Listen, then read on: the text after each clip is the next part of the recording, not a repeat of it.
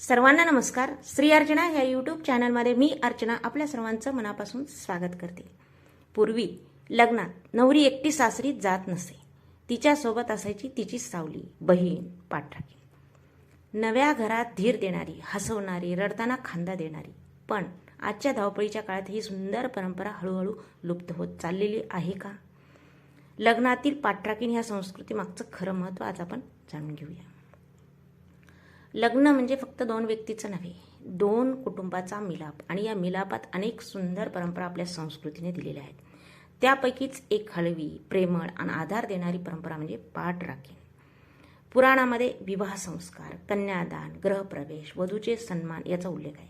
पण पाठराखीण म्हणून बहीण सासरी जाणं असा स्पष्ट नियम दिलेला नाही.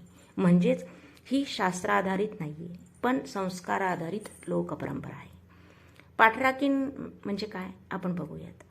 पूर्वी लग्न झाल्यानंतर वधूची सख्खी म्हणजे वधूसोबत सासरी जाताना वधूसोबत सख्खी बहीण, चुलत बहीण, मामे बहीण, मावस बहीण अशा सासरी तिच्यासोबत जात असत.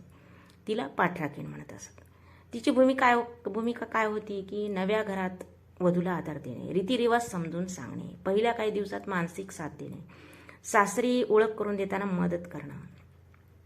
नवरीसाठी ते केवळ सोबती नसते, तिच्या मनाचा ते आधार असे. नवीन घर, नवीन माणसं, नवीन वातावरण या सगळ्यात नवरीला सुरुवातीचे दिवस खूप संकोचाचे जायचे. अशा वेळी पाठराखीण तिच्यासोबत असायची. नवरीला काही सांगायचे असेल, काही समजत नसेल, घरातील रीतिरिवाज माहीत नसतील, पाठराखीण मदत करायची. नवरी रडली, घाबरली, तिला आईवडिलाची आठवण आली, पाठराखीणच तिचं मन समजून सांगायची. म्हणूनच या परंपरेला भावनिक महत्त्व खूप मोठं होतं. पाठराखीण ही फक्त नवरीची सोबत नाही, ती दोन कुटुंबांना जोडणारी कडी असते. ती नवरीच्या माहेरच्या संस्काराची प्रतिनिधी असते. सासरच्यांनाही तिच्यामुळे नवरीला समजून घेणं सोपं जातं.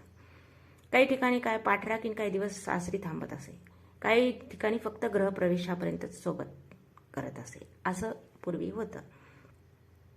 पूर्वी संयुक्त कुटुंब पद्धती होती. मोठं घर, अनेक माणसं. नवरीला सुरुवातीला थोडंसं अवघडल्यासारखं वाटणं स्वाभाविकच होतं. म्हणून पाठराखीण ही परंपरा खूप महत्त्वाची मानली जायची. पण आज काळ बदललेला आहे, लग्नाचं स्वरूप बदललेलं आहे, मुली शिक्षित झालेल्या आहेत, आत्मविश्वास वाढलेला आहे. त्यामुळे पाठराखीण ही परंपरा अनेक ठिकाणी कमी होताना दिसते.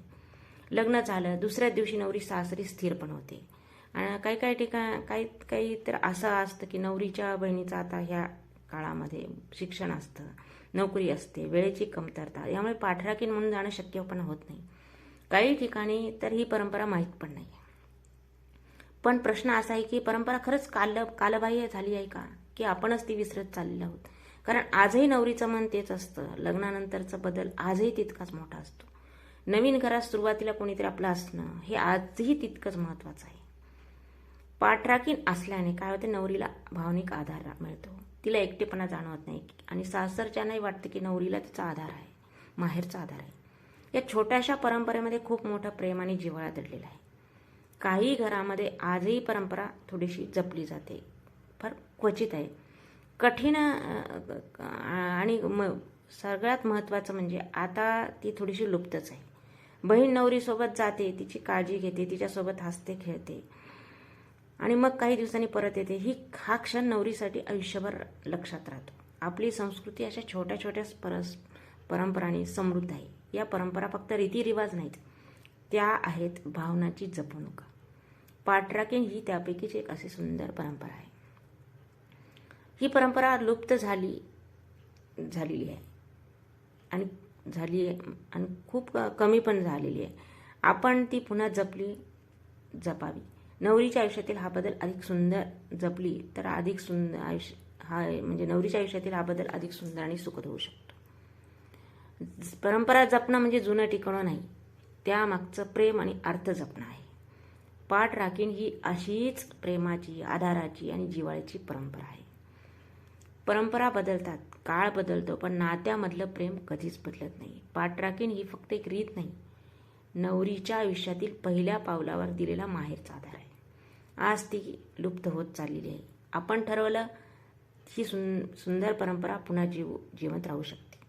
कारण संस्कृती जपली जाते ती मोठ्या गोष्टीने नाही, अशा छोट्या भावनिक परंपरांनी. तुमच्या घरात पाठराखीण परंपरा आहे का? नक्की सांगा. अशीच संस्कृती, परंपरा आणि आपल्या मातीचा वारसा जाणून घेण्यासाठी जय संस्कृती, जय परंपरा.